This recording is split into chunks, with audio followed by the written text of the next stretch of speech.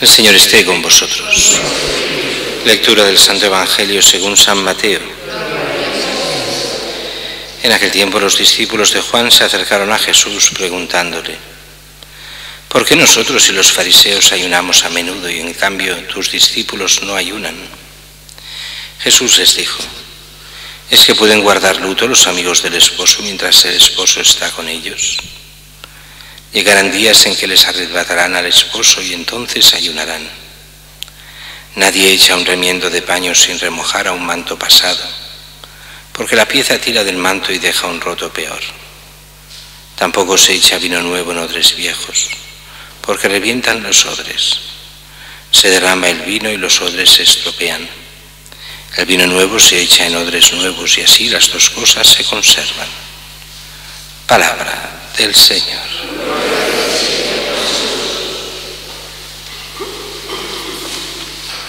El Evangelio de hoy es un Evangelio clásico, este Evangelio sobre el ayuno. Los discípulos de Juan se acercan a Jesús y le preguntan: ¿por qué nosotros y los fariseos ayunamos a menudo y en cambio tus discípulos no ayunan? A ver, esto era una verdad a medias, porque los discípulos de Jesús ayunaban cuando era obligación ayunar. Habían una serie de ayunos anuales, más otros ayunos que imponía el Sanedrín para pedir a Dios cosas especiales. Por ejemplo, en época de sequía, pues había algún día de ayuno para pedir a Dios la lluvia y alguna cosa más.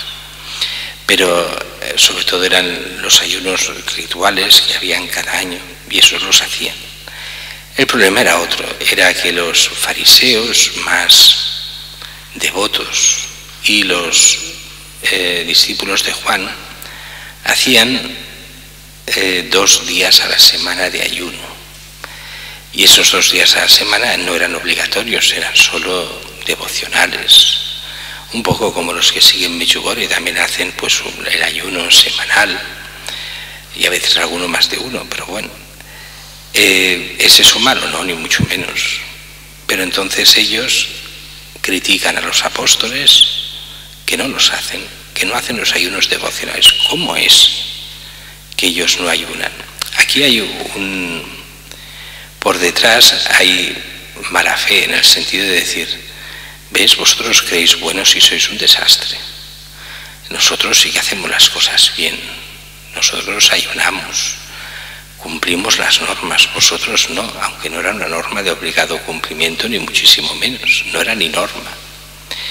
Entonces Jesús responde de 3 formas diferentes, que a cuál se entiende menos, al menos cuando la dicen la primera vez, dice: ¿pero de qué van exactamente? ¿Qué quieren decir? La primera es que pueden guardar luto los amigos del esposo mientras el esposo está con ellos. Llegarán días en que les arrebatarán al esposo y entonces ayunarán. Los amigos del esposo son los que festejaban en las bodas con el esposo y eran los invitados a la fiesta. Pueden hacer fiesta cuando hay una boda, pueden hacer ayuno en una boda, no se puede. Claro, aquí, ¿cómo podían entenderlo? No se puede entender. Lo entendemos nosotros, porque esto se escribió para nosotros, no para ellos.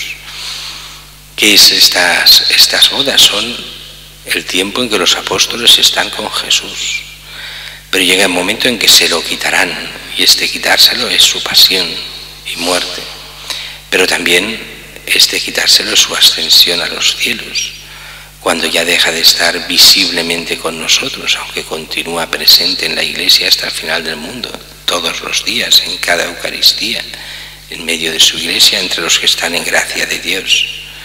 Pero mientras está visible y de fiesta con Él, no se puede hacer ayuno.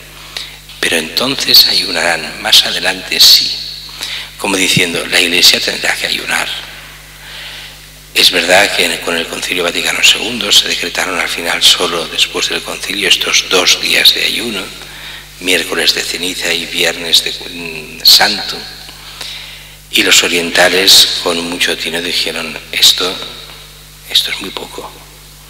Una cosa es no hacer aquellos ayunos para después hacer una especie, aquello que había cuando muchos de vosotros erais pequeños, las bulas famosas para saltarse ayunos y abstinencias pagando un no sé qué, y dices, claro, mejor eso no hacerlo, no tenga que llegar a estos extremos, pero 2 días al año de ayuno realmente es muy poco, y los orientales hacen muchos más, y nos critican, o más que criticarnos, nos dicen, hombre, es que 2 días al año es muy poco, y además muchos hasta se olvidan de hacer, incluso siendo solo 2.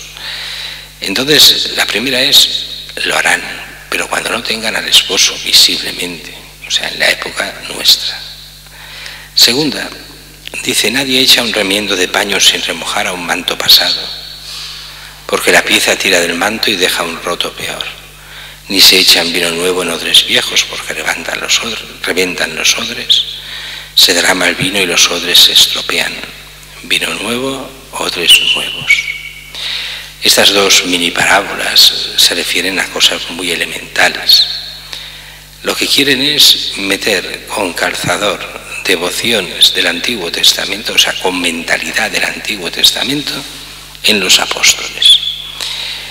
Y no se dan cuenta de lo que tienen delante, que tienen a Jesús, al Hijo de Dios, que está enseñando a los apóstoles como lo que es la vida cristiana, lo que son las enseñanzas de Cristo.